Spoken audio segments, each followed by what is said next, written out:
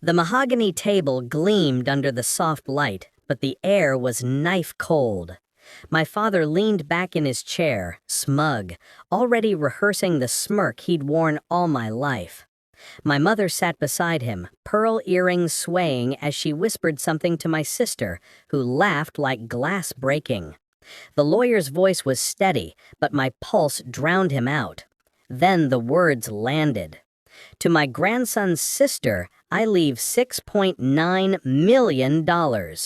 The room erupted in polite gasps. My sister pressed her hands to her chest, feigning surprise, though she'd known. She always knew.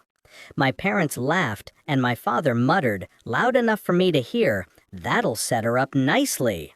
Then my name. To him, I leave $1. May he earn his own fortune. My mother leaned forward, her lips curling into that smirk I'd memorized since childhood. Some kids just don't measure up.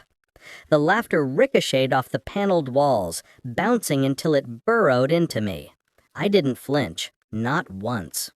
They mistook my silence for defeat, but I knew what was coming. I'd grown up being the shadow in their house, the proof of imperfection.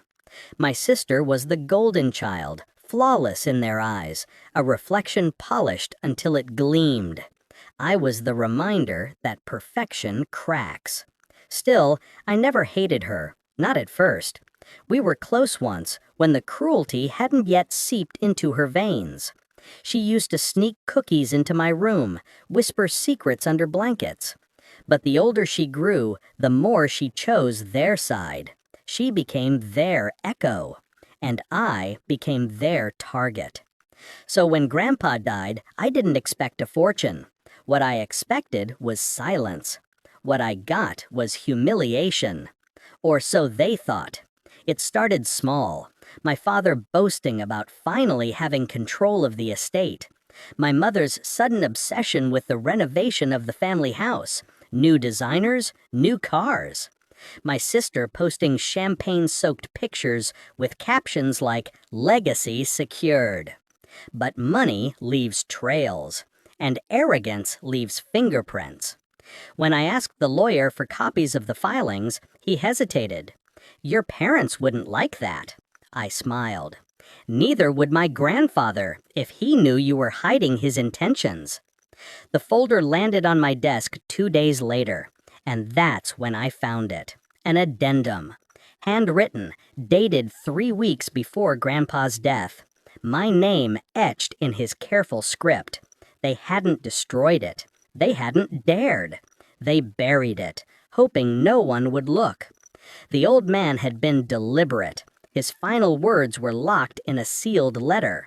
And that letter, the lawyer explained, would only be read after the primary will, at my request. My parents thought they'd won. I let them think so. I didn't rage. I didn't scream. I waited. Every insult they tossed, every sneer they sharpened, I stored it. Because revenge doesn't come from anger. It comes from patience. I made sure the room was full for the reading. Extended family, distant cousins, even a few family friends. I wanted witnesses. I wanted an audience for their collapse. I instructed the lawyer to read the letter only after my parents gloated, after they carved me down in front of everyone. The stage had to be perfect. At the will reading, their arrogance was a feast. My father laughed too loud. My mother whispered worthless under her breath. My sister stroked the check with her manicured nails like it was a crown. And then the lawyer cleared his throat. "There is one final letter, written by the late Mr. Reynolds, addressed to his family." My mother stiffened. "What letter?" The lawyer ignored her. He broke the seal. The room leaned in. Grandpa's voice filled the silence through the lawyer's mouth. "To my children, I leave no fortune. You have already taken more than you ever gave. You measured your worth in wealth and forgot family. To my granddaughter, I leave $6.9 million. For I know her life has been built on shallow praise, and I fear without money she will collapse. Consider this my final crutch to her vanity." Gasps. My sister's smile faltered. "And to my grandson," the lawyer continued, pausing as my mother's nails dug into the table, "to the one you mocked, to the one you tried to bury, I leave the true estate. The land, the businesses, the controlling shares. For he alone understood what it means to build, not to take. He alone came to visit me without asking for checks. He alone will carry my name with dignity." The silence was volcanic. My mother's face drained white. My father choked on his laugh. My sister's check trembled in her hands. I sat still, expressionless. Inside, I could feel their empire cracking.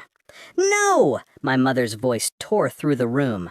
"This is fraud! He's lying! That old man was senile!" The lawyer slid the signed, notarized document across the table. Her reflection warped in the ink. "It's legally binding." She slammed her hand down. "This is a mistake." I finally spoke.